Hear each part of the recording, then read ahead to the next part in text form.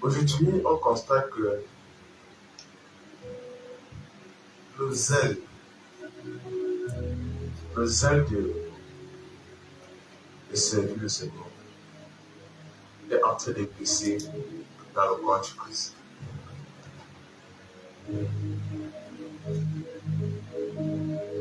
Le zèle de poursuivre la voie de Dieu est en train de baisser. Beaucoup de gens aujourd'hui se plaisent à s'attacher plus aux choses qui apportent le gain. Mais il n'y a personne aujourd'hui qui ne veut payer le prix pour servir le Seigneur. On se rend compte que dans le corps de Christ,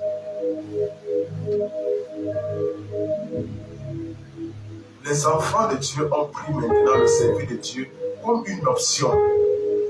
En fait, c'est devenu une option, ce n'est plus devenu, c'est-à-dire une joie, ce n'est plus devenu un privilège, ce n'est plus un honneur pour nous. Aujourd'hui, on sert Dieu parce que c'est une option. Beaucoup de gens se lèvent pour aller à l'église aujourd'hui parce qu'en fait, c'est comme si c'est, pour d'autres, c'est parce qu'en fait, c'est obligé. Ils ont pris ça un peu comme un fardeau de servir le Seigneur.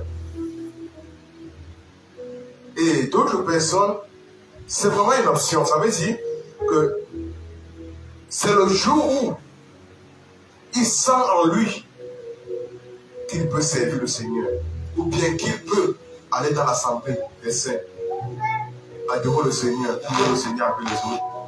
C'est le jour-là que lui aussi se lève. Beaucoup de gens ne servent plus Dieu. Il y a des gens qui servent Dieu le 25 décembre et le 31, le 24 décembre et le 31 janvier. À part ce jour, vous n'allez plus jamais le voir. Dis qu'il peut lever la tête au ciel. Le jour que tu l'entends dire mon Dieu, c'est qu'il a un problème dehors. Le jour que tu l'entends dire Seigneur, c'est qu'il a raté un accident dehors. C'est le jour-là qu'il connaît le Seigneur. Ce qui est bizarre, c'est que beaucoup de gens seront surpris à la fin. Ils vont se retrouver en train de dire Seigneur, Seigneur, mais il n'y aura pas la possibilité dans Dieu. Il n'y aura pas la possibilité. Mais c'est pourquoi Dieu aujourd'hui nous interpelle beaucoup dans un type de ministère. Il nous a donné le ministère de la réconciliation. Et le ministère de la réconciliation, son point de départ, c'est le ministère de l'intercession. Parce qu'on se rend compte que le plus grand nombre est en train d'abandonner la foi. Les gens sont en train de perdre le zèle.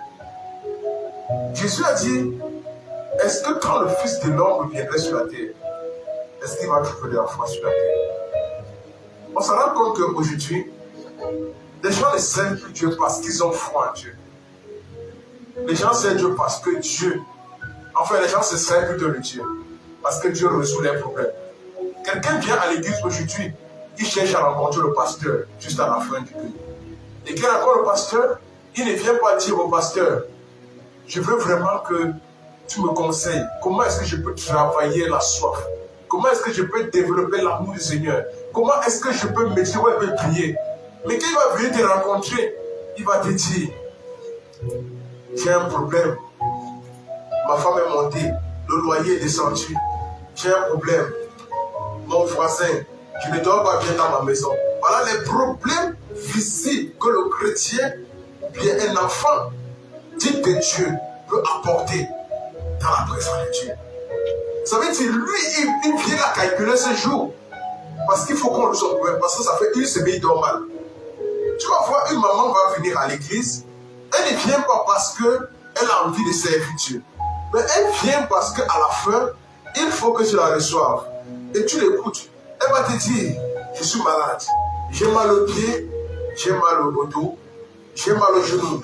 Elle va te raconter tous ses problèmes. Tout ça pourquoi? Parce que tu dois résoudre ces problèmes.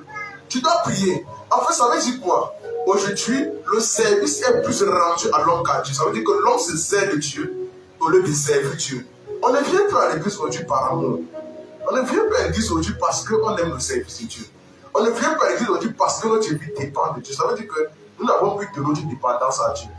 Et tant qu'il n'y a pas ça dans le corps du Christ, il y aura toujours de moqueries, de morts prématurés, du désordre, c'est-à-dire toute forme de ridicule se trouve aujourd'hui dans l'église.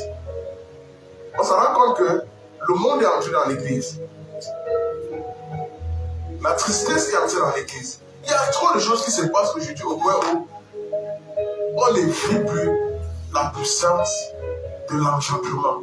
On ne vit plus la puissance de la nouvelle naissance. On ne vit plus le réveil. Oh, c'est à ça que nous sommes tous appelés. Pourquoi est-ce que tu es assis là? Si tu es venu à l'église parce que c'est une option, ou bien si tu es venu à l'église parce que tu étais obligé, ou bien quelqu'un t'a obligé, ou bien tu as reçu un coup de téléphone et on t'a dit, si tu ne viens pas à l'église, le pasteur va te faire pour que tu ne viens pas à l'église. Le Père serait là à l'église. Mon ami, moi je te conseille que ta motivation est mauvaise et c'est biaisé. Tu dois reconsidérer ton cœur, tu dois reconsidérer tes voies et tu dois reconsidérer ton amour. Amen. Tu dois voir si vraiment tu es là pour servir Dieu ou si tu es là pour tes propres intérêts. Amen. Nous avons commencé la dernière fois et nous sommes en train de parler depuis 2 semaines déjà sur les colonnes de la sagesse. Nous avons actuellement combien de colonnes? C'est 4, c'est 3 ou c'est 4? Hein? 3 colonnes, n'est-ce pas? Ah, ok, d'accord, 3 colonnes. Quand ça prend. On pourra finir ça là, la semaine prochaine. Ça va finir? Ah, gloire à Dieu. Gloire à Jésus. Donc, nous avons commencé, on a un passage de base qui est Proverbe 9, verset 1. Et nous travaillons dans le passage de base là. Et on était en train de dire la sagesse bâtit sa maison et elle taille sur cette colonne. Amen. Donc, d'abord, je vais vous dire merci pour votre patience vraiment avec cet enseignement. Nous venons encore une fois de plus vraiment établir encore un fondement solide. Amen. Et continuer sur l'étude de cette colonne de la sagesse. Nous avons déjà parlé dans les autres messages passés ou les enseignements passés de la première, deuxième, vous avez dit troisième, n'est-ce pas? Les colonnes de la sagesse. Donc nous allons voir le reste par la grâce de Dieu, si on peut terminer au moins 2 aujourd'hui, que le Seigneur nous fasse grâce. Amen. D'accord. Et nous allons lire dans Proverbe 2, à partir de 2 à 6. Dans Proverbe 2, la Bible dit, si tu rends ton oreille attentive à la sagesse, et si tu inclines ton cœur à l'intelligence, oui, si tu appelles la sagesse, et si tu élèves ta voix vers l'intelligence, si tu la cherches comme l'argent, et si tu la poursuis comme un trésor, alors tu comprendras la crainte de l'Éternel, et tu trouveras la connaissance de Dieu. Car l'Éternel donne la sagesse, de sa bouche sortent la connaissance et l'intelligence. Amen. Vous connaissez tous ces passages, non? Tout le monde connaît cette partie, non? Le verset 2, le verset 2. Le verset 2. Donc, regardez très bien. Il dit, si tu rends ton oreille attentive à la sagesse. Écoutez bien ce que le Seigneur nous interprète ici. Si tu rends ton oreille attentive à la sagesse, et si tu inclines ton cœur à l'intelligence. Donc, vous vous rendez compte qu'on est beaucoup plus attentionné à la sagesse dans l'esprit. Amen.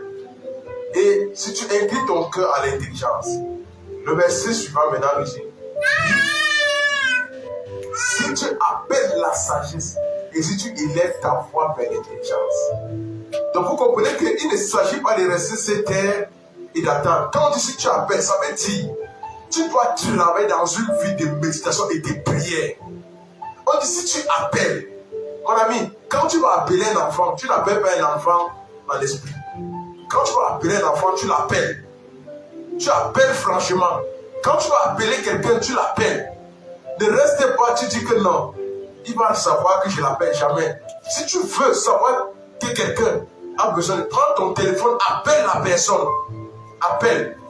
Là, la personne saura que tu as besoin de lui.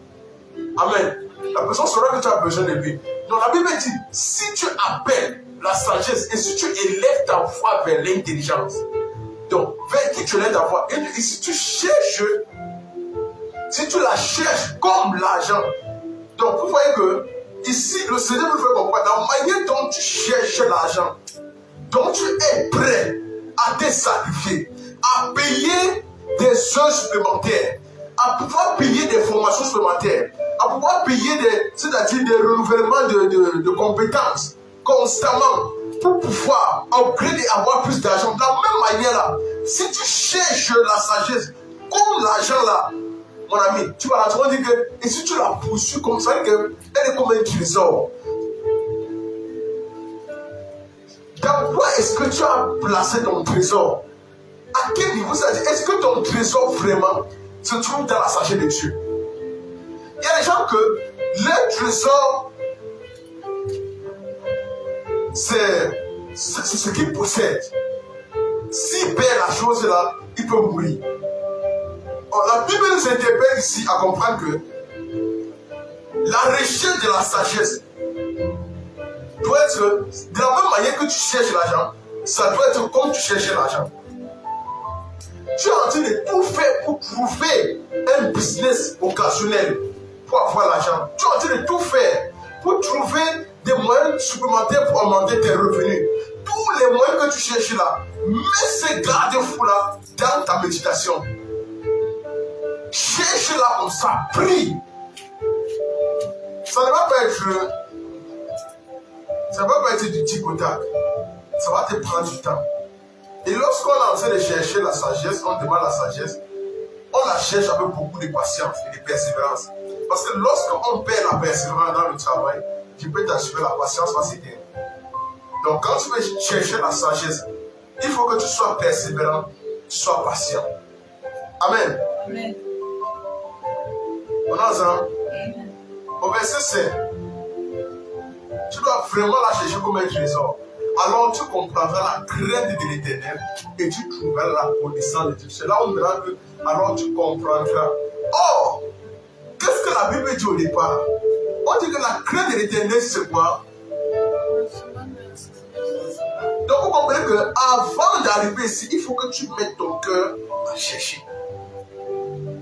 Il faut que tu appliques ton cœur à travailler. Il faut que tu appliques ton cœur à méditer. Tu appliques ton cœur à la poursuivre. Avant de pouvoir toucher la première colonne de la sagesse dans ta vie. Amen. Il faut que tu appliques ton cœur. Ça ne va pas être une histoire du jour au lendemain, mon ami, non. Tu dois appliquer ton cœur à travailler, à méditer, à prier, à contempler, à chercher. Comme un trésor. Et de si tu ne trouves pas, tu n'as rien dans la vie. Il faut que Dieu voie le dépend de ton cœur. Est-ce que véritablement tu as abandonné à trouver, à chercher la sagesse là? Parce que la sagesse là, c'est lui. Lorsque tu l'as, mon frère, tu possèdes Dieu. La Bible nous dit ici, tu trouveras la connaissance de Dieu. Mais le verset 6 maintenant, il dit car l'Éternel donne la sagesse. Donc l'Éternel, lui, il n'est pas chiche. Il donne, mais il ne peut pas donner la sagesse à quelqu'un qui ne cherche pas.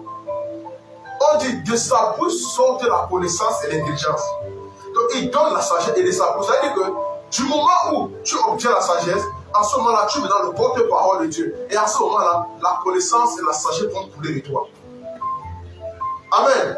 Ça va couler de toi, ça va émaner de toi rapidement. Donc, tu auras une capacité de réflexion élevée que les autres n'ont pas sur la terre. Mais à quel niveau est-ce que tu es dans ta marche avec la recherche de la sagesse? À quel niveau? Amen. Avant qu'on ne parle de vraiment toucher la quatrième colonne, à quel niveau tu es? Est-ce que tu as déjà eu à appliquer ton cœur à rechercher la sagesse? Ou bien les enseignements de cette colonne de la sagesse sont seulement les enseignements pour prendre et archiver Donc ça veut dire que, comme on dit, mon ami, Dieu n'est pas administratif. C'est administratif qu'on dit que non, on a besoin des archives. On veut garder, mon ami, l'archive doit être ta personne. L'archive doit être ton cœur. Tu dois travailler à rechercher Dieu de tout ton cœur, de toute ton âme. Tu dois archiver Dieu dans ton cœur, dans ton âme. Ne collectionne pas les bouquins, ne collectionne pas les cahiers. Il y a tellement de, je ne sais pas, depuis quelle année que je travaille la méditation, la prière, les prédications, tout ça. Je ne sais même pas, j'ai tellement de cahiers de méditation que il y a même d'autres que je ne vois plus. C'est tellement, c'est beaucoup. C'est comme s'il fallait que j'achète un cahier de 1000 pages d'abord, et l'année qui suit, j'achète encore un cahier de 1000 pages. Amen. Donc le travail vraiment, c'est-à-dire dans la connaissance de Dieu, ça demande beaucoup de temps. Ce n'est pas une affaire du jour au lendemain. Les archives là, c'est pour vous, c'est pour votre organisation, c'est pour votre administration, c'est pour votre partage, votre échange. Lorsque tu seras devant Dieu, tu ne vas pas mourir, on ne va pas t'enterrer avec le bloc administratif. Ou tu vas aller devant Dieu et dire que je veux donner des comptes rendus à Dieu.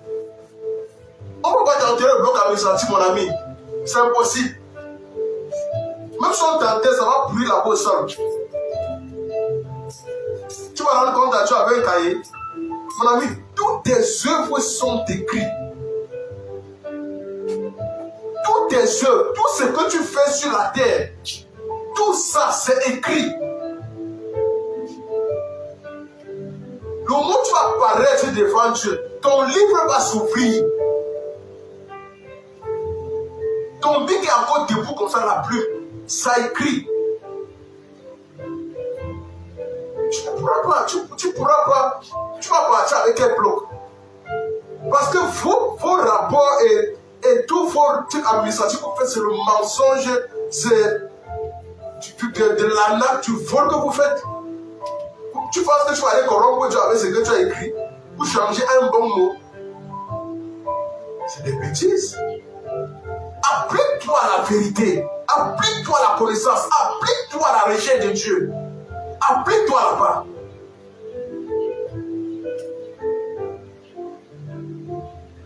Amen. Applique-toi. Je ne te demande pas de négliger l'aspect physique, l'aspect administratif physique, mais je te dis, rassure-toi que ton livre, ton cahier est mieux que le cahier du bas. Ton cahier céleste, c'est-à-dire ton livre, ton agenda céleste est mieux noté que l'agenda terrestre. Rassure-toi.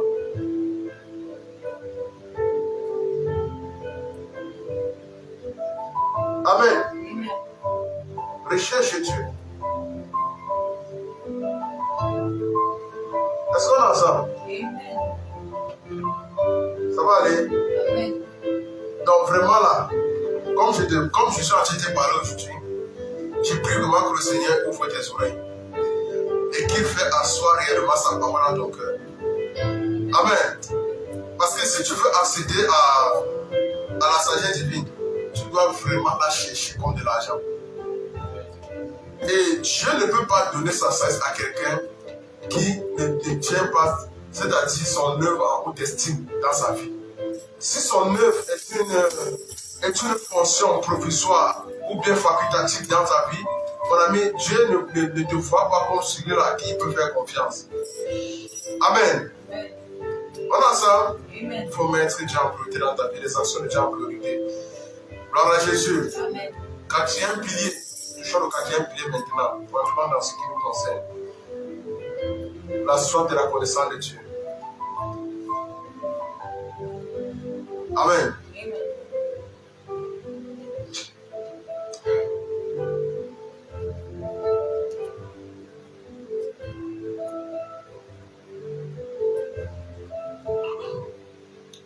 Toujours le quatrième pilier, la Proverbe 2 toujours. Restons ici, ne bougez pas de là. Amen. Parce que la Bible dit, si tu prends ton oreille attentive à la sagesse, et si tu inclines ton cœur à l'intelligence, oui, si tu appelles la sagesse, et si tu élèves ta voix vers l'intelligence, si tu la cherches comme de l'argent, tu la poursuis comme un trésor, alors tu comprendras la crainte de l'Éternel, et tu trouveras la connaissance de Dieu. Amen. Vous voyez que Dieu nous interpelle ici à avoir une soif profonde. Pourquoi avoir la soif? Parce que c'est la soif qui provoque. Amen. C'est la soif qui provoque la recherche. C'est la soif qui provoque l'envie. Je vais te dire une chose. Il y a une différence entre avoir soif et avoir envie. Lorsque tu peux rester, tu es déjà rassasié, mais tu as envie. Peut-être tu restes, tu as seulement envie de boire le tapioca, ou bien tu as envie simplement de manger le poisson. Là-bas, ce n'est pas une question de famine, c'est l'envie qui joue. Amen. Maintenant, lorsque tu entres dans la famine est souvent beaucoup plus un moyen, c'est-à-dire de remplissage. Regardez très bien. Lorsque tu as faim, quand tu as faim, tu cherches ce que tu vas manger. Ce qu'on te donne, tu vas manger. Lorsque nous étions à l'école, quand tu rentrais de l'école, en cours de route, tu es seulement en train d'imaginer ce que maman a préparé. En fait, tu ne sais pas ce qu'on a préparé à la maison. Mais dans ta tête, tu imagines seulement ce que peut-être tu vas trouver à la maison. Si tu arrives à la maison, tu trouves la banane malassée, bon. Même si ça ne te plaît pas, tu vas t'asseoir à manger. Pourquoi? Parce que tu as déjà faim. Si tu trouves le riz, alors tu vas manger. Si tu trouves le couscous, tu vas manger. La famille te donne de combler quelque chose. Maintenant, ici, Dieu nous interpelle, c'est-à-dire à provoquer au travers de la famille de la soif. Lorsque on ne parvient pas à traiter le problème de soif en nous, si tu manques la soif de Dieu, il faut que tu pries, tu demandes.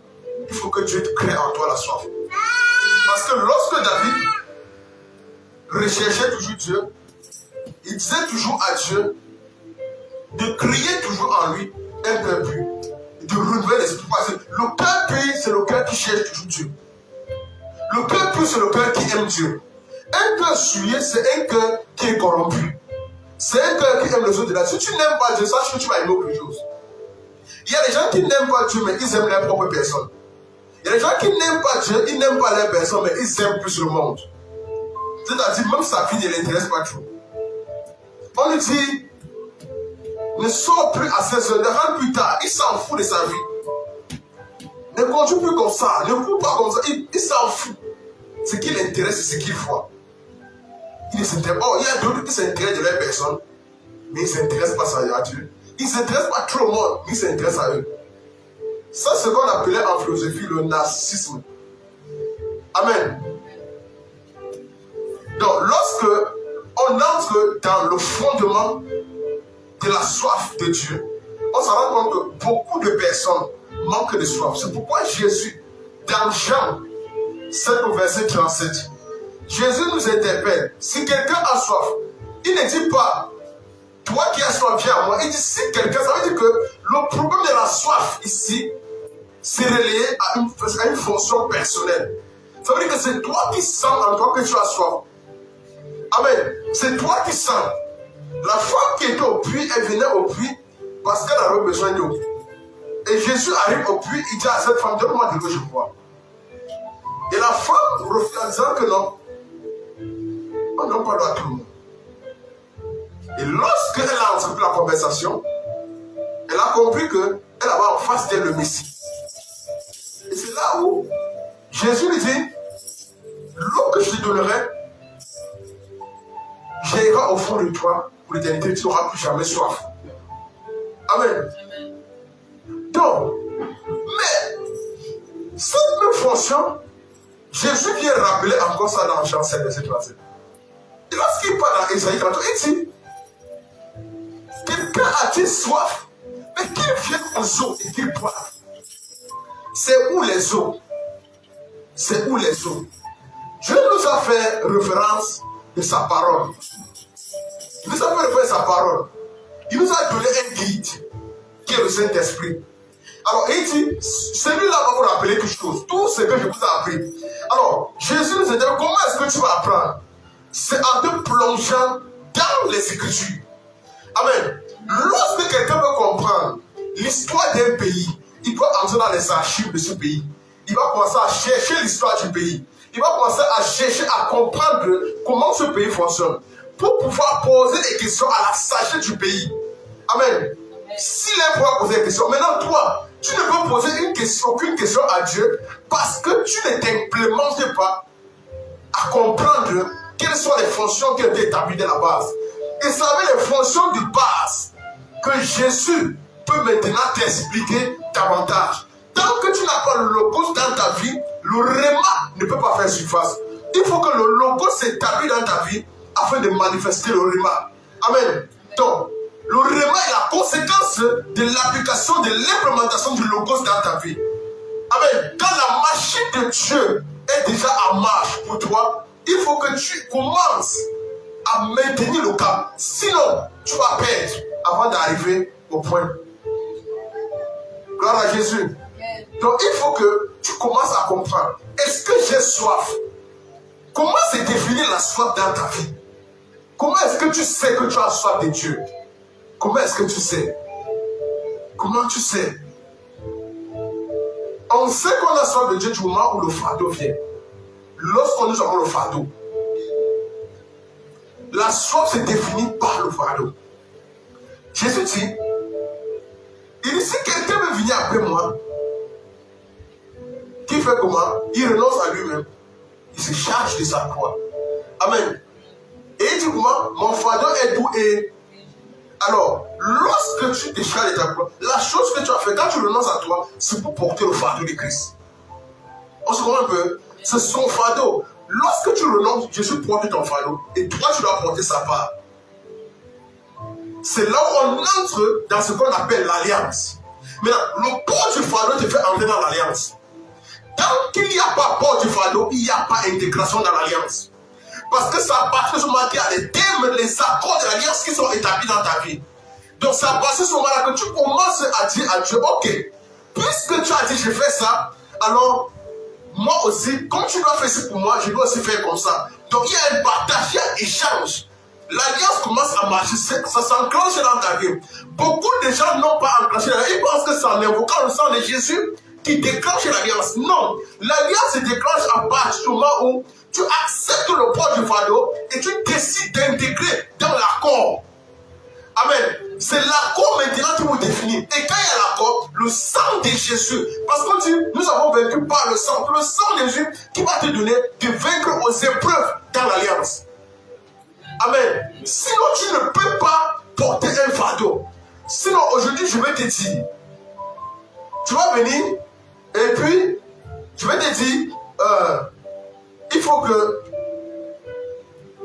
on parte peut-être travailler un champ. Nous allons aller ensemble travailler le champ.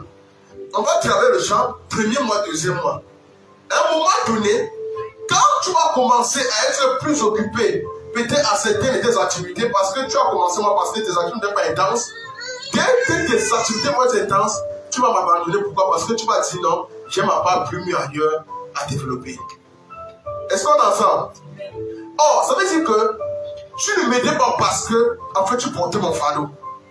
Parce que si tu portais mon fardeau, tu allais te rassurer de la réussite du projet que nous avons mis en place. Je sais pas si on se comprend. L'alliance, lorsque tu as conscience de l'alliance, ça te maintient dans l'accord. Amen. C'est un protocole partagé. C'est ensemble. Tu fais et je fais ma part. Alors maintenant, puisque nous servons un Dieu fidèle et Dieu connaît le cœur de l'homme est tortueux. C'est pourquoi il te dit fais d'abord. C'est pour ça que tu comprends. Le cœur de l'homme est tortueux, ça veut dire tortueux par-dessus tout.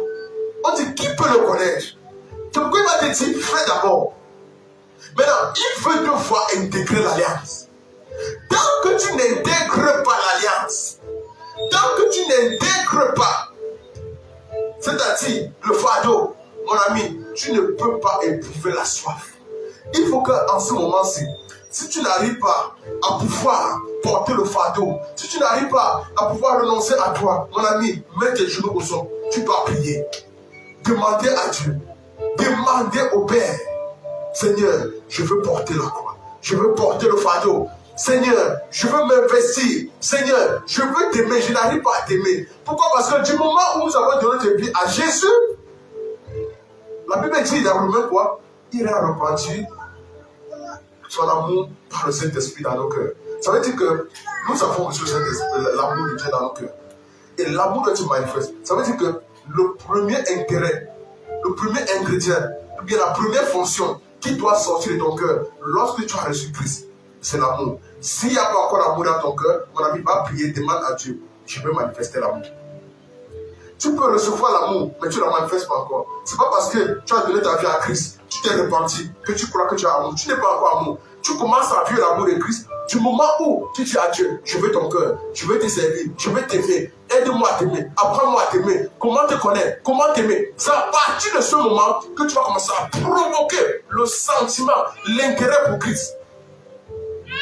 Amen. C'est à partir du moment-là. Ce n'est pas au moment où tu dois commencer à dire non, on doit commencer à te monter de poste ou bien d'échelon en échelon que tu vas commencer à dire non, j'aime Dieu. Tu n'aimes pas Dieu. Beaucoup de responsables dans l'église iront en enfer. C'est moi vous dire. C'est pas parce que tu as le poste dans l'église que tu es placé. Tu n'es pas placé. Beaucoup sont dans les postes, mais ils sont hors de la mission de Dieu. Beaucoup. Si c'était que le poste te qualifiait, sinon, même les ministres ne partiraient pas en prison. Pourquoi quelqu'un est ministre après le région n'est pas en prison? Ça veut dire qu'il était hors de la mission que le président lui a donnée. Alors maintenant, Dieu t'a donné une fonction. Il t'a mis dans un poste. Il te dit travaille, veille. Maintenant, tu croyais que ton poste, c'est pour écraser les gens, c'est pour donner les ordres, c'est pour émaner sur les gens. Mon ami, en ce moment-là, tu sors de la mission. Mon ami, lorsque tu as un poste, tu dois t'humilier, demander à Dieu comment faire, comment marcher, pourquoi c'est le plus grand qui sait. Amen. Ce n'est pas pour donner les ordres, c'est le plus grand qui sait. Je pense qu'on se comprend. Donc, comment est-ce que tu travailles ta soif? Comment tu travailles ta soif? Parce que la Bible nous dit, si tu la cherches comme de l'argent, si tu la cherches, il faut qu'on cherche la soif de Dieu comme de l'argent. C'est une sagesse. Si tu la cherches comme de l'argent, il faut que tu la cherches, tu la poursuis comme un trésor. C'est quelque chose, c'est comme si tu as perdu et tu as besoin de ça. Il faut la rattraper. Amen. On a ça? Oui.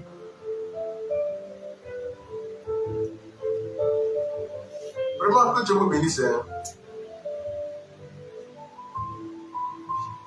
Parce que l'accès à la sagesse divine va exiger de toi la soif et la connaissance.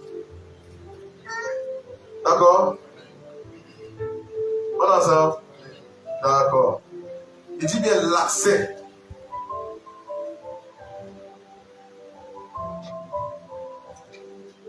Est-ce que tu veux la sagesse divine?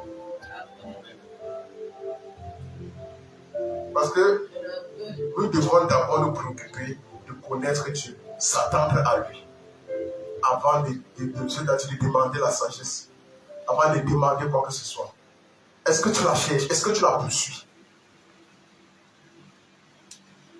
Amen. Parce qu'aucun homme ne peut accéder à la sagesse divine sans la connaissance de Dieu.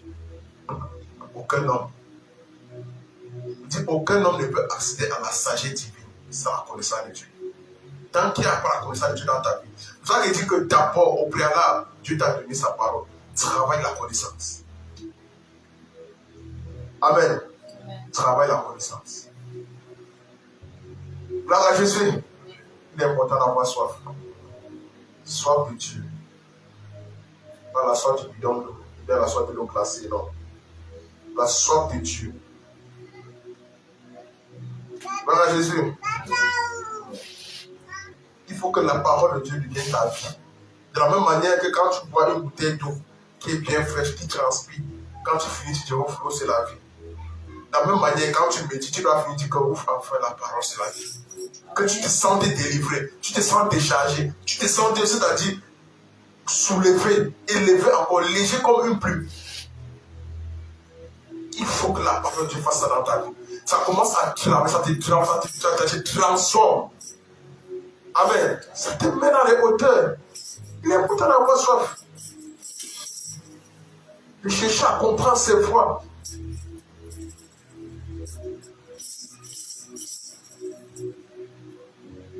C'est quand une âme a soif. C'est quand une âme recherche, comme David a dit, mon âme a soif de Dieu. C'est quand une âme a véritablement soif de Dieu qu'elle peut commencer à travailler sa connaissance. Amen. Oui. Mon ami, il faut grandir spirituellement. Amen. Amen. En Nazareth, il faut grandir. Je t'en prie. Parce que de base, après avoir cru en Jésus-Christ, l'enfant de Dieu, dès qu'il croit, il doit aspirer à voir, à grandir. Parce que tout le monde est né enfant. On est enfant spirituel. Donc lorsqu'on naît, tout le monde aspire à grandir.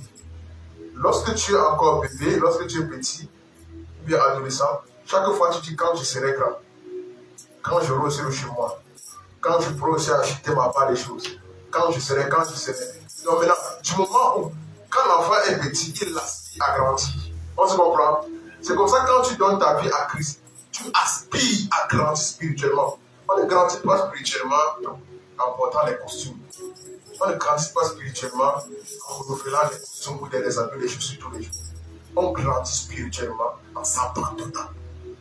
En s'exposant à la sagesse, en s'exposant à l'eau, à la source. Ce moment-là, à la soif de Dieu, ce moment-là qu'on commence dans l'état de croissance. C'est pour ça que Jésus dit, je souhaite que tu grandis à tout ce cas, on grandit. Donc, Jésus dans Luc 2,52, Jésus croissait. La Bible nous parle de la croissance. Jésus croissait en sagesse. Jésus croissait en grâce. Amen. Jésus croissait en intelligence. Il croissait devant Dieu, devant tous les hommes. Vous voyez que la sagesse, elle-même grandissait. Ça veut dire qu'aujourd'hui, quand tu as donné ta vie à Jésus, même si tu as reçu un minimum de sagesse qui t'interpelle à croire que tu peux déjà prêcher, mon ami, tu as besoin de grandir. Amen. Il dit, tu as besoin de grandir. Tu as besoin d'établir un fondement solide dans ta vie. De croire à un meilleur lendemain. Amen. Oui, lorsqu'un enfant donne sa vie à Christ, il doit d'abord travailler à la croissance, dans la grâce, dans la connaissance de Dieu. Est-ce que cela passe? Amen. Et comment est-ce que ça s'établit? Par une vie de consécration. Nous avons vu lorsque les apôtres voulaient s'appliquer à la parole, à la prière. Ils ont décidé, ils ont dit non, nous devons nous appliquer à la prière et à la parole. Amen. Pourquoi? Parce que le manque de consécration va t'éloigner de Dieu. Le manque de consécration va empêcher la soif de Dieu.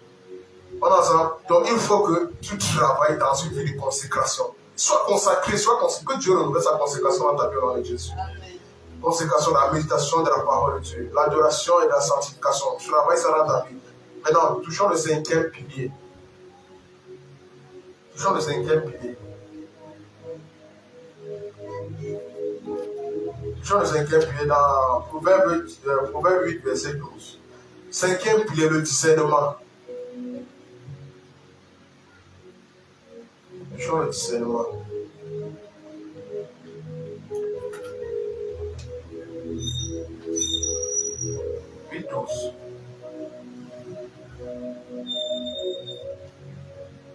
Allons avec le discernement.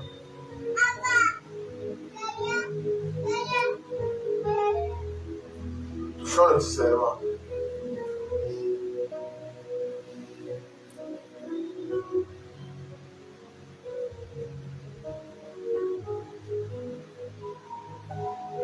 il est important de savoir que sans le discernement, on peut passer dans la saïd.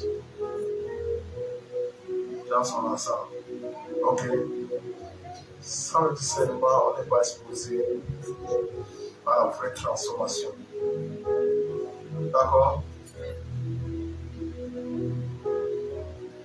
Parce que quand il n'y a pas de discernement dans ta vie, tu peux même t'opposer à la voix de Dieu.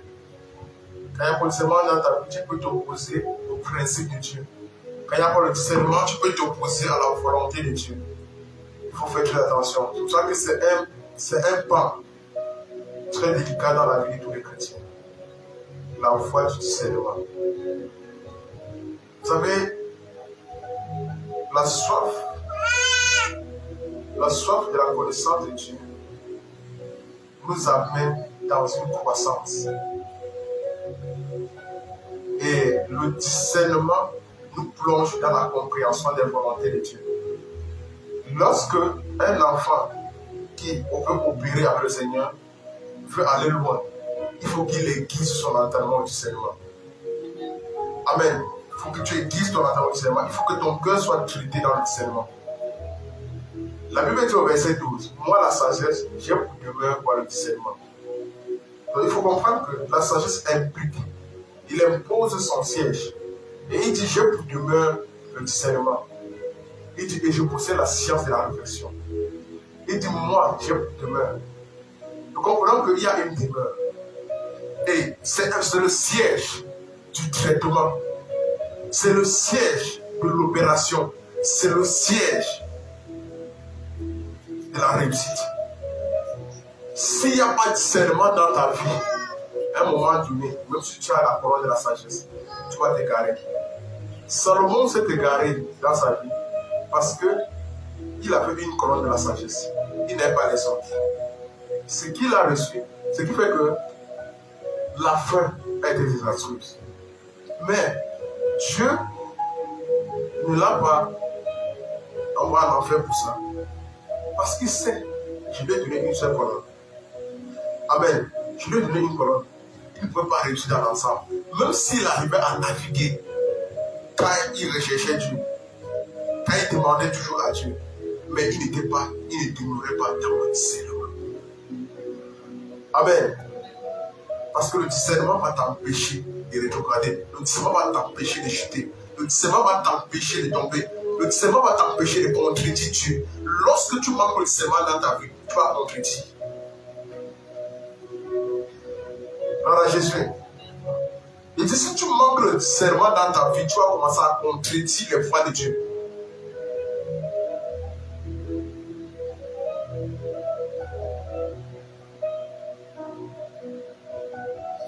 Est-ce que c'est pas ça?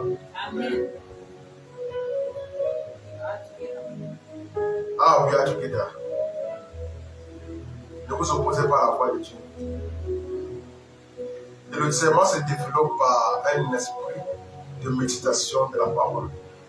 Voilà où on développe le discernement, on aiguise le discernement. Le discernement s'aiguise, ça se développe par un esprit de méditation. C'est lorsque tu abandonnes ton esprit à la méditation profonde de la parole. C'est là où tu commences à savoir, à comprendre les volontés profondes de Dieu, à sonder les volontés de Dieu. Le discernement va t'amener à pouvoir être mieux aiguisé. Amen. Oui, c'est ça. C'est à ce moment-là que tu établis une vie d'honneur au sein de l'Esprit de Dieu. Tu travailles en maturité spirituelle. Lorsqu'on voit quelqu'un qui a le discernement, cette personne est mature spirituellement. Vous allez voir sa manière de réfléchir, d'agir, touche le discernement. On va comprendre que lui, il n'agit pas n'importe comment. Parce que lui, il pèse d'abord, il touche de tous les côtés avant de pouvoir agir. Amen. On est ensemble?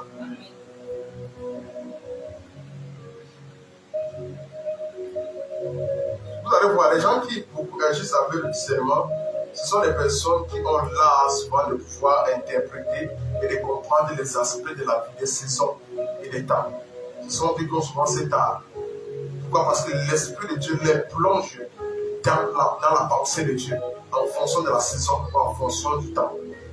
Amen. Oui, c'est ce que le discernement fait. Donc, ça ne va pas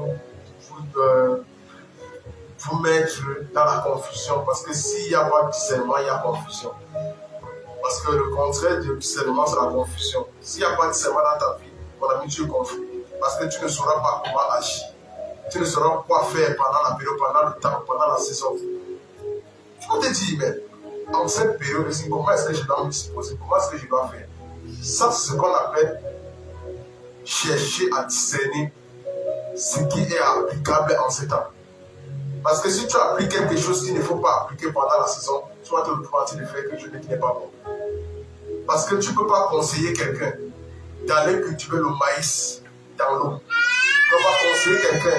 Ça veut dire qu'il manque de discernement. Quelqu'un va te dire que mon terrain est situé dans l'eau. Comme on connaît dans le marécage. Il te dit non, va là-bas. Comme il y a l'eau, va piquer le maïs, ça va venir. Tu vas même le tarot, ça ne donne pas. Si tu ne surmontes pas les sions. Le discernement te pousse à agir, c'est-à-dire hors de la fonction de la maturité. Amen. Or, quelqu'un de mature va te dire, si tu as un terrain comme ça, voici ce que tu peux travailler là-bas. Le discernement te met à comprendre des aspects de la vie. Amen. Continuez. C'est ce que le discernement fait dans ta vie. Te fait à comprendre les fonctions directes de Dieu. Donc ça te met à naviguer. C'est pour ça que Salomon pouvait chercher Dieu et comprendre quelle est la volonté de Dieu face à ce problème. Il travaille à ça de Dieu. Lorsque il y avait deux femmes, une femme qui était venue, il y avait deux litiges d'un bébé, il y avait deux femmes qui avaient un litige d'un bébé, et l'autre était en train de dire il faut qu'on coupe le bébé. Parce que non, il a dit je vais couper le bébé. De le bébé, je vais partager le bébé au Dieu. Amen. Or, en ce moment, Salomon était en train d'utiliser la sagesse. Quelle sagesse il a utilisé? Il a utilisé la sagesse, c'est-à-dire de l'abandon. On se comprend? S'abandonner, c'est-à-dire à un sacrifice. Il décide d'abandonner la vie de l'enfant à Dieu. Il dit, bon, ok Dieu, si la réponse ne sort pas, je vais procéder comme ça et ça va te revenir. Sachant que si tu vis l'enfant va plus vivre. Ça va retourner à qui? Ça va retourner au Père. Maintenant, il dit, puisque sur la terre, on ne s'entend pas sur cet homme, d'accord, il va retourner à toi. Maintenant, je dois traiter avec le système émotionnel sur la terre. Il prend maintenant l'enfant et il met sur la table et dit, donne-moi une épée. La vraie femme s'est prononcée. On se comprend? La vraie femme a dit non, donné. Je ne veux pas que le tueur qui préfère voir mon enfant. Ah, Salomon a compris que ça c'est. Or, la femme indienne était tenue à côté, c'est prête à se qu'on coupe le bébé pour que tout le monde le pète. On se comprend? Elle était prête à couper. La mère de l'enfant qui a souffert 9 mois a porté le bébé, a dit, la fait ici. Mets ton enfant là. Que le Dieu mon enfant. Amen. C'est là où Salomon a compris qu'en fait, voici la mère de l'enfant. C'est là où il a porté le bébé. Il n'a pas cherché à savoir, donc c'était toi la mère. Il a seulement porté le bébé. Il a remis. Il a arrêté moi celle-là. Amen. Vous comprenez que s'il n'y a pas par moment seulement dans le traitement des problèmes, on va se retrouver en train de résoudre les problèmes de manière charnelle. Amen. Donc le discernement te met vraiment à traiter les problèmes selon la pensée de Dieu. Amen. Amen. On est ensemble? Amen. Gloire à Jésus.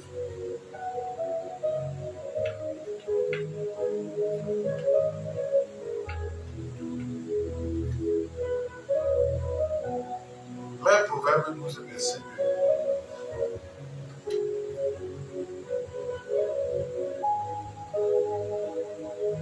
Voici comment obtenir le discernement. Je ne vais pas seulement le dire, j'ai pour demain le discernement. Maintenant, comment obtenir le discernement?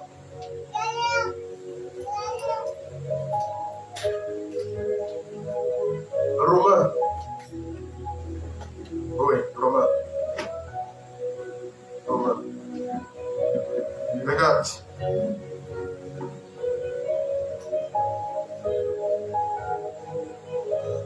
conformez pas au siècle présent, mais soyez transformés par le gouvernement. Comment est-ce qu'on est transformé? Lorsqu'il dit ici ne vous conformez pas au siècle, c'est parce que le siècle-ci a, c'est-à-dire, ils ont des règlements. Le siècle-ci a son discernement, le siècle, c'est sa manière de voir. Le siècle, c'est sa manière de comprendre. Le siècle, c'est sa manière de fonctionner. Alors, le système qui est dans le monde ne nous conforme pas au système céleste. Or, ce que nous devons ramener sur la terre, c'est la volonté de Dieu. Maintenant, Dieu dit quoi? Ne vous conformez pas au. Pourquoi? Parce que l'homme a commencé à s'intégrer au siècle présent. Ok? Or, maintenant, dans le verset 1, la Bible dit, maintenant, vous travaillez ça, il faut que vous venez ici, vous commencez à vous offrir. Il dit, par la grande compassion, à offrir vos corps comme un sacrifice saint, agréable. Maintenant, quand on dit de souffrir, c'est un abandon, c'est une consécration. Il peut bien dire à vous consacrer à Dieu. Parce que vous comprenez un peu? Il peut parler à vous consacrer à Dieu. Maintenant, il dit ici, mais à vous offrir à Dieu comme un sacrifice. C'est pour ça que je comprends. Alors, la consécration ici te plonge maintenant à travers ce qu'on appelle le discernement. Maintenant, lorsque tu te consacres à Dieu, maintenant tu commences à donner d'abord à Dieu un culte raisonnable. Or, la Bible nous dit qu'au départ, Satan vient, lorsque Satan vient, après le jeûne de Jésus de 40 jours, Satan arrive au désert, il transporte Jésus, il amène Jésus dans les hauteurs. Et il dit à Jésus, je te donne le royaume, tout le royaume de la terre et toutes les gloires, si je te prosternes devant moi. Ok? Satan, lui, il sait, parce qu'en fait, le royaume de la terre et tout ce qu'elle contient l'appartient. C'est vrai. On se comprend? C'est vrai. Ça a été donné. Il dit, tout ceci m'a été donné, je te le donne. Jésus ne nie pas le fait. Ça se comprend. Jésus n'a pas nié le fait. Jésus utilise simplement la parole pour répliquer à la proposition de Satan. Ça se comprend. Et comment est-ce que Satan peut qualifier que tous les royaumes de la terre et tous les royaumes de la terre et tout ce qu'elle contient nous revient? Si on revient dans Genèse, trouve-moi le passage, je ne sais pas si je l'ai donné, trouve-moi le passage là où Adam a fauté avec Ève.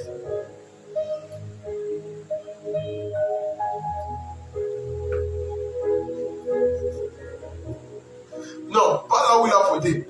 Trouve-moi plutôt le passage là où Dieu, quand il a mis Adam sur la terre, il a dit à Adam, je te donne la domination sur les animaux. Trouve-moi le passage là. Trouve-moi le passage là.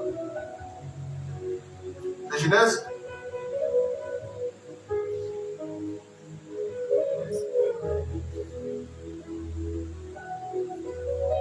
Mais le passage là, vous allez comprendre ça. Dieu créa l'homme à son image. Il créa à l'image de Dieu. Et il créa l'homme et la femme. Mais le verset suivant. Dieu bénit et dit, soyez féconds, multipliez, remplissez la terre, assujettissez. Quand il dit assujettissez, il dit et dominez sur. Donc il dit remplissez, et dominez. Maintenant il dit sur les poissons, sur les oiseaux du ciel et tous les animaux qui se trouvent sur la terre. Donc vous voyez que, et Dieu dit voici, je donne l'herbe, je vous donne toute l'herbe portant de la semence qui est à la surface de la terre et tous les arbres ayant du fruit, tout ça pour nourriture, semences, tout ça. Non, remonte là où tu étais d'abord. Oui, voilà, Dieu bénit et Dieu dit, soyez féconds, multipliez, remplissez et assujettissez, dominez. Donc vous voyez que la fonction d'assujettir et de dominer, l'assujettissement ici là c'est le contrôle. Tu vois un peu. Il a donné à l'homme de contrôler. Donc l'homme avait l'autorité suprême de contrôler.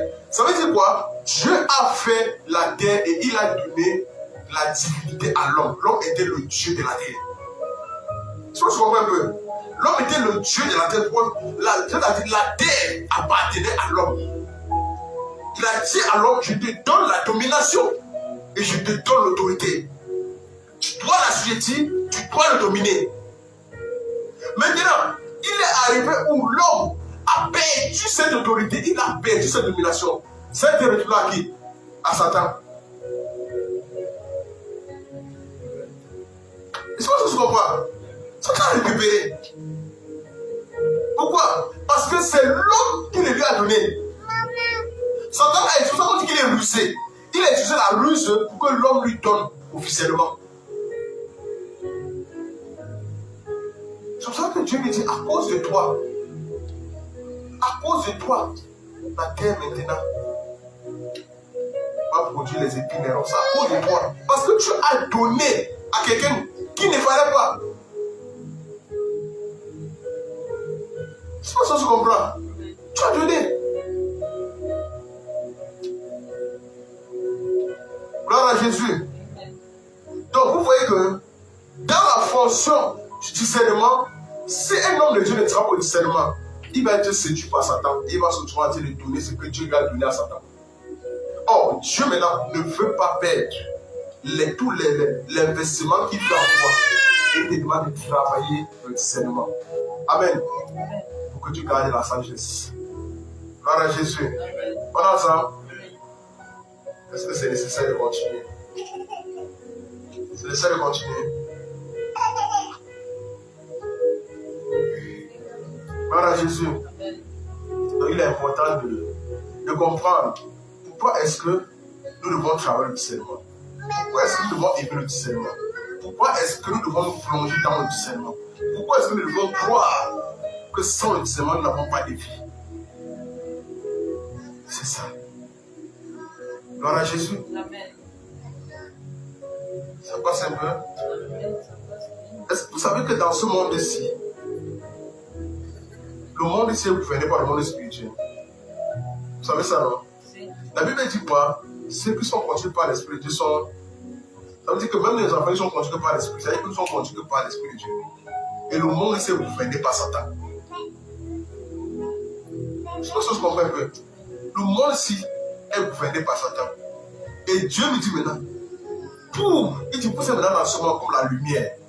Maintenant, vous devez faire la différence en travaillant maintenant, en m'appartenir, en étant dans le discernement. Discerner les voies de ce monde. C'est pour ça que dans Romains 12 là, et il dit maintenant dans Romains 12 quoi, ne vous conformez pas au siècle présent. Pourquoi? Parce que le monde va nous plonger dans la séduction.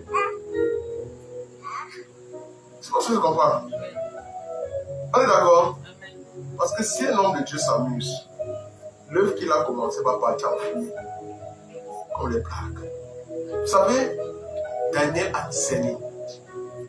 Daniel a discerné. La Bible dit dans Daniel 10, là où Daniel a pris le jeûne, la deuxième, la troisième année, tu vois, mais un peu, je ne sais pas, c'est Cyrus. C'est ça, non? Oui. Daniel dit, pas partir du verset 1. Pas partir du verset 1. Pas partir du verset 1. Vous allez comprendre. Dès que je touche cette partie, voilà, c'est Cyrus, merci. La troisième année de Cyrus, roi de Perse, écoutez bien.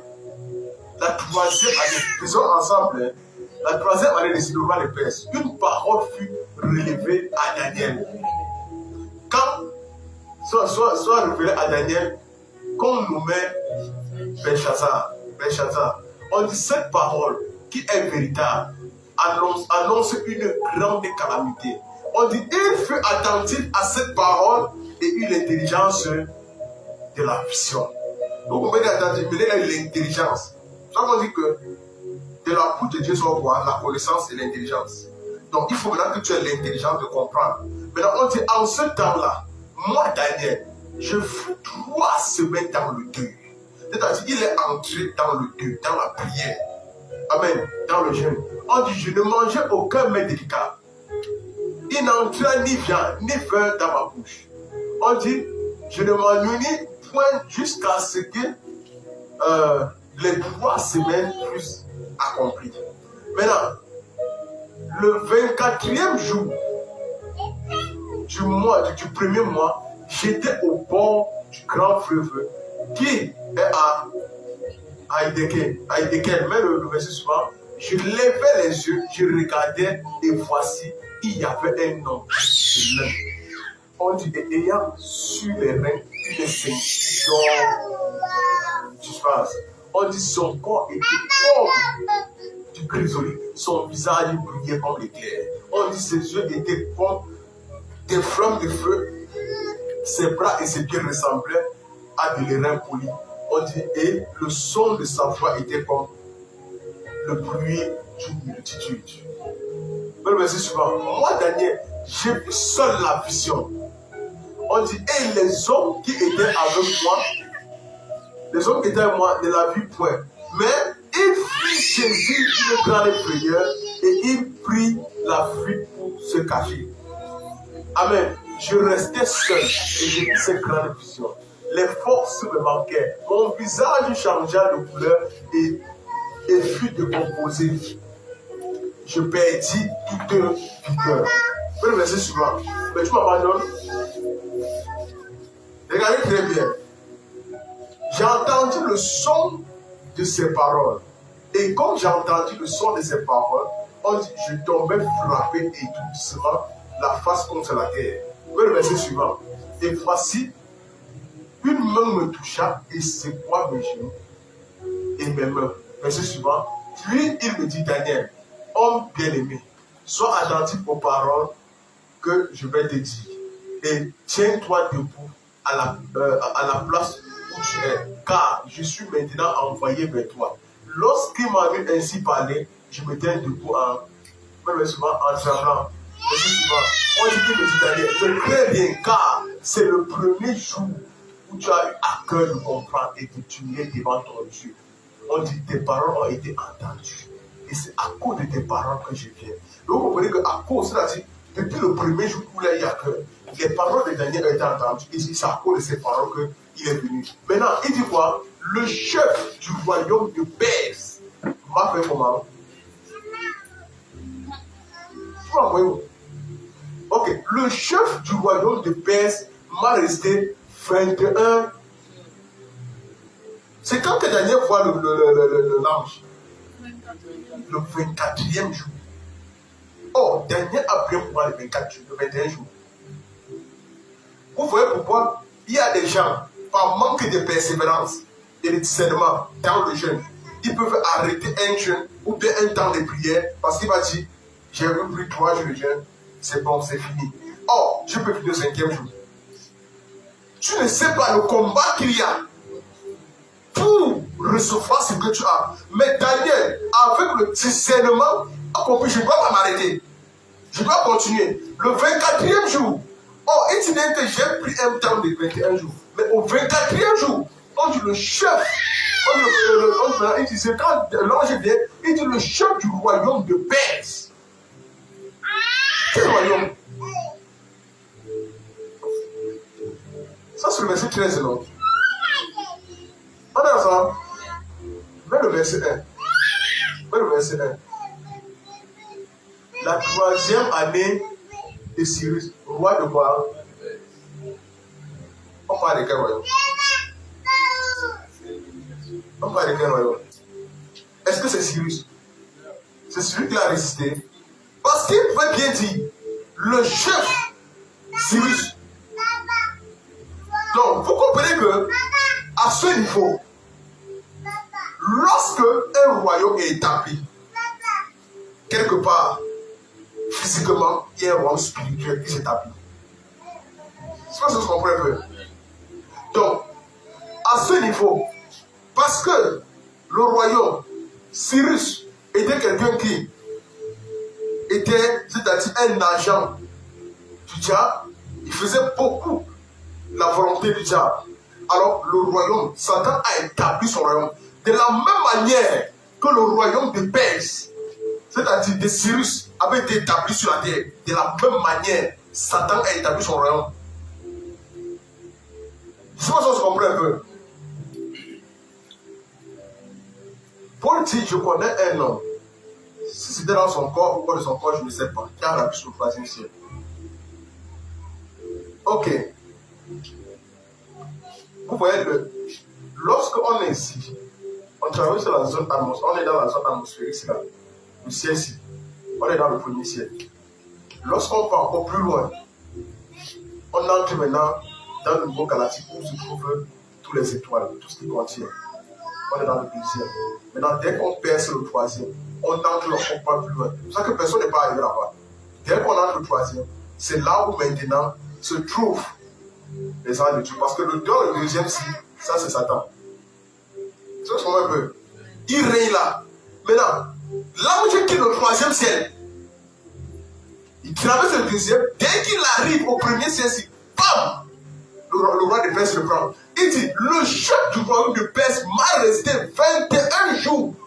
Donc il dit, oh, il a dit quoi Daniel? Depuis le jour où tu as à cœur d'humilier et de demander tes paroles, donc depuis le premier jour là, tu as envoyé la parole, la réponse.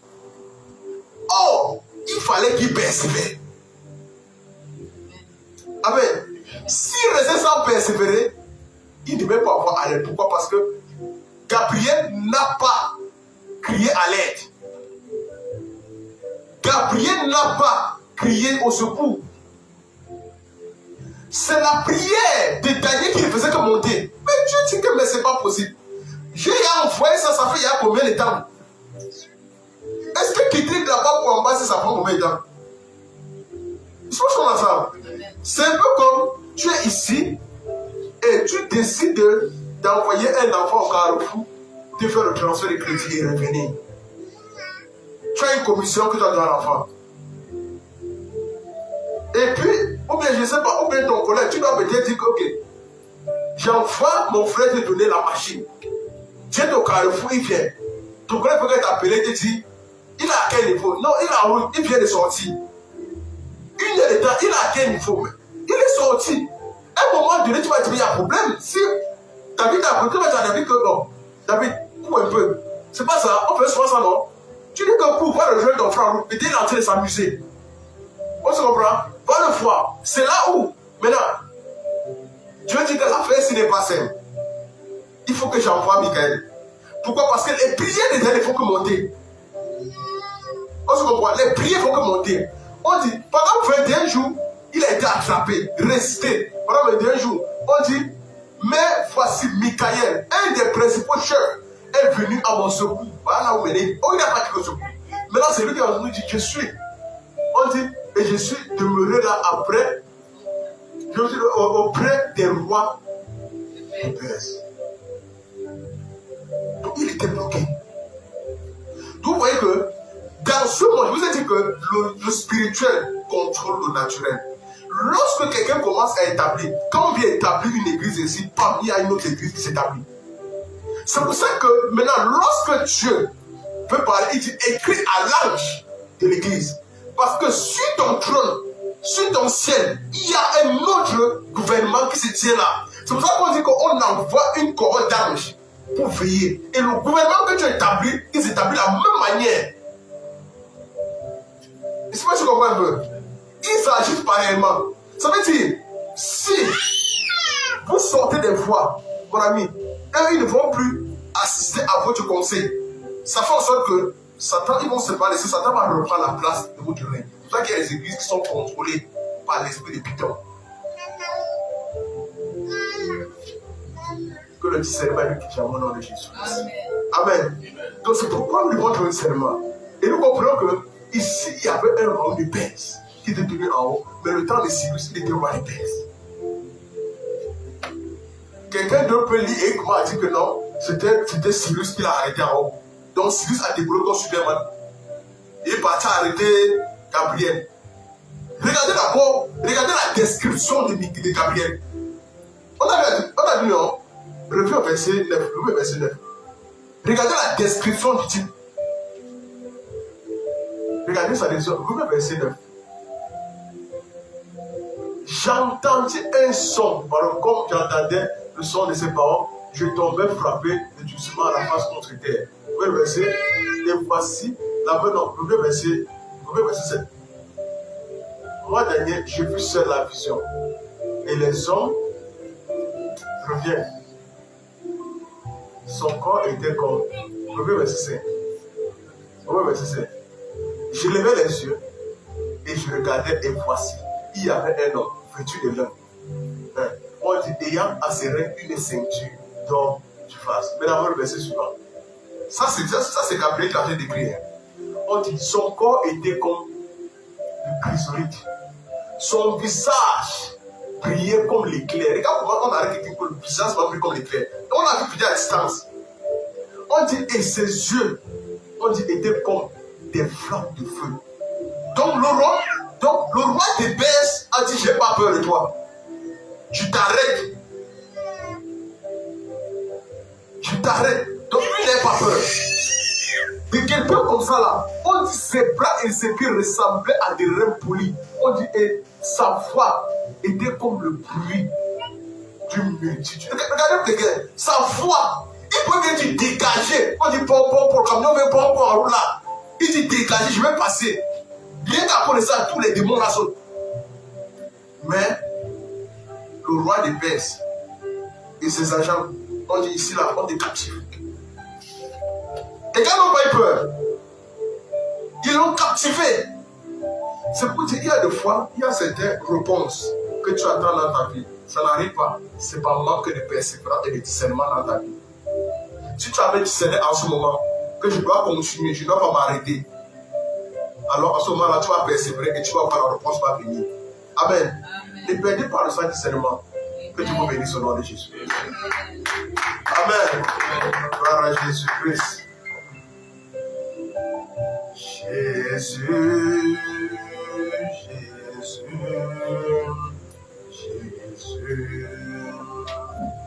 tu es élevé au-dessus de tout. J'entends Jésus et Jésus.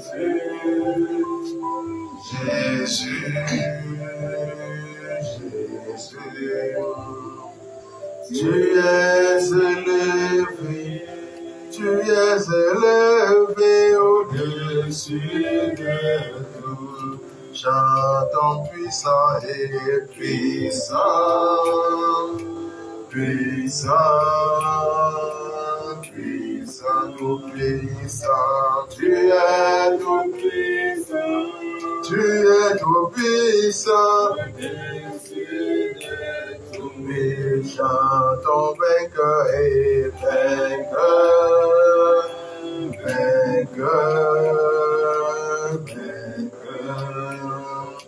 Tu es le vainqueur, Jésus de tout. Chantons Jésus et Jésus. Élevé, tu es élevé, au-dessus de tout. Chantons Jésus et Jésus,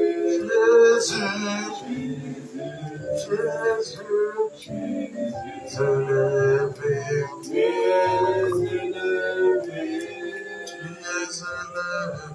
au-dessus de tout.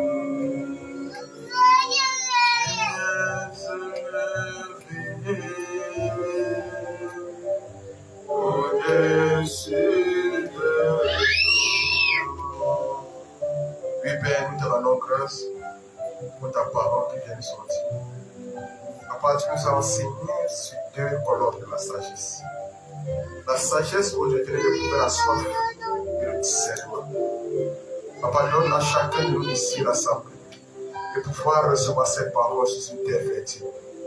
Une terre, Seigneur, qui va éprouver le besoin de grandir. Une terre, Seigneur, qui va faire sortir la sémence. Alors, Père, nous te rendons grâce de ce qu'aujourd'hui, que si quelqu'un manquait le zèle, quelqu'un manquait la soif, Père, de pouvoir au tenir de Seigneur, de pouvoir te chercher, de pouvoir entreprendre, Seigneur, un moyen de connaissance avec toi. Papa, que ce zèle, Seigneur, naisse au nom de Jésus.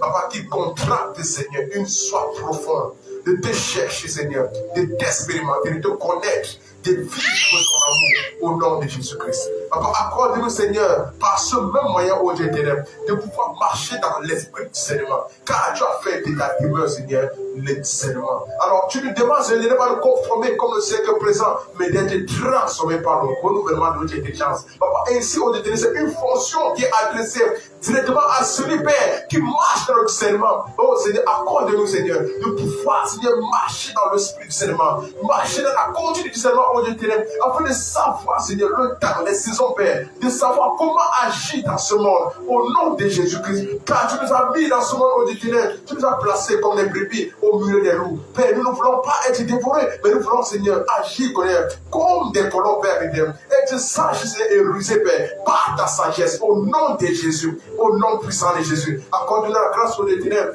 d'être enveloppé, Seigneur, dans ton règne, d'être enveloppé dans ton sang, d'être enveloppé dans ton amour, au nom puissant de Jésus-Christ. Nous abandonnons à toi et nous croyons au Dieu éternel, qu'au jour d'aujourd'hui, Père éternel, tu nous accordes de marcher, Seigneur, au travers des colonnes de la sagesse, au nom puissant de Jésus-Christ. Au nom de Jésus, merci Père de nous guider, merci Père de nous investir à nouveau, merci Père, au Dieu éternel, de marcher, Seigneur, au devant de nous et derrière nous, au nom de Jésus-Christ. Car tu notre avant et notre arrière-garde. Reçois toute la gloire. Nous déposons tout à tes pieds. Nous déposons, oh Dieu éternel, tous nos vêtements, tous nos chaussures. Tout ce pourquoi tu nous as investi ce jour. Papa, accorde-nous, oh Dieu éternel, de demeurer, Seigneur, avec un but, au nom puissant de Jésus-Christ. Nous reçois toute la gloire. C'est au nom de Jésus que nous avons prié.